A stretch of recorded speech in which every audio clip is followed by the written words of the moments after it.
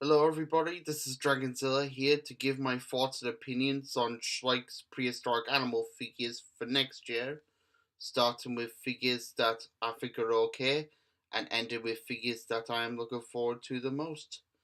So, without further ado, away we go. Alright, so here's the first one, and it's a repaint of the Therizinosaurus. Now, I said that I wasn't going to do repaints, and I'm sticking to that. However, since then I have fought no repaints unless I have something to say on them. So in this case, this is an exception. Now, I think the idea for this one is that it could be a female, and why I say that is because the previous Verasinosaurus was brightly coloured, and as we all know, birds are related to dinosaurs. And I'm not sure if it's been proven or not, but I think male feathered dinosaurs would have been colourful and females dull. So I think that's what Schleich are going for. The first one was male and this new one female. However, like most people, I would have preferred it if it was a new sculpt or another member of the species. Next up we have a Triceratops, and it looks pretty good. Except for the red pans, it reminds me of the Triceratops from Jurassic Park, although I think the horns are a little bit inaccurate and they look a bit too short. However, that's just what I think. But apart from that, the rest of the figure looks fine. In third place, we have a dinosaur that I know nothing about, other than its name is Tower, and I believe it was a primitive dinosaur from the Triassic. Again, it looks nice. Feet are oversized, but that's to help with supportability, if there's such a word. I don't know what the size of this figure will be, but I hope Schleich doesn't ridiculously oversize it, because sometimes that does happen with some figures. Because the Herrerasaurus that they made either last year or a couple of years ago is pretty large, and I'm no expert on that dinosaur, but I don't think Herrerasaurus was really huge. I mean, like I said, I don't know on that one. If there are any Herrerasaur experts out there, please tell me what its size was.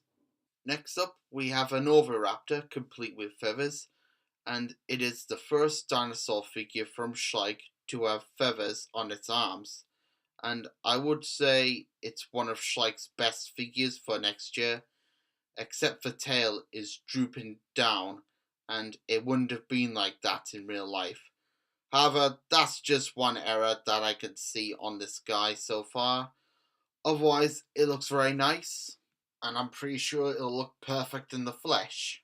Now we have one that I have been dreading, not because of the figure itself, I think it looks beautiful, but because of its name, and it's a very strange name, and I might butcher this one, so please forgive me if I say its name wrong. But anyways, it's called Psittacosaurus, I believe that's how you say it. But however, it looks lovely, really nice. Not sure if it would have been this colour in real life, but green's one of my favourite colours, so it looks lovely.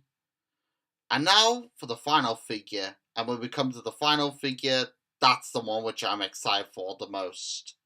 And that is, ta-da! The almighty Gorgonopsid Dinogorgon, the king of the Permian jungle.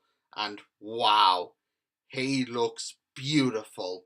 Absolutely fantastic.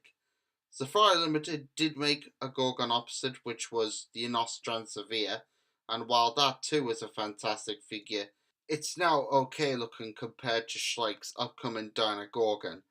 I'm not sure whether or not it'll have an articulated jaw like the Dunkleosteus that came out last year, or it will be permanently open. But going by the prototype image, it looks like the jaw is part of the sculpt, so the mouth will always be open. But that just adds to the epicness. So those are my thoughts and opinions on Schleich's 2018 line, and it looks amazing. Great choices for the most part. Verasinosaurus, I'm gonna pass. Triceratops might go for it. Tower, if it's not oversized. Oviraptor depends. Psittacosaurus and Dinogorgon are a must have. Now, you're probably wondering, why am I showing you a picture of Shin Godzilla in his frozen state? Well, that's because it's a new Gashapon figure that I'm guessing is part of the second Shin Godzilla Gashapon set, and because Bandai has made the other forms in the set, I guess that it is fair that they do him when he freezes. I like the little humanoid skeleton things coming out of his tail, and I know that it may look a little inaccurate to the movie, but it would be super hard to recreate, especially in miniature. But, you can't criticize them on that. But anyway, those are my thoughts on this figure and the 2018 figures from Schleich. Tell me, what are your favourites and which ones are you looking forward to for next year? So until then, bye.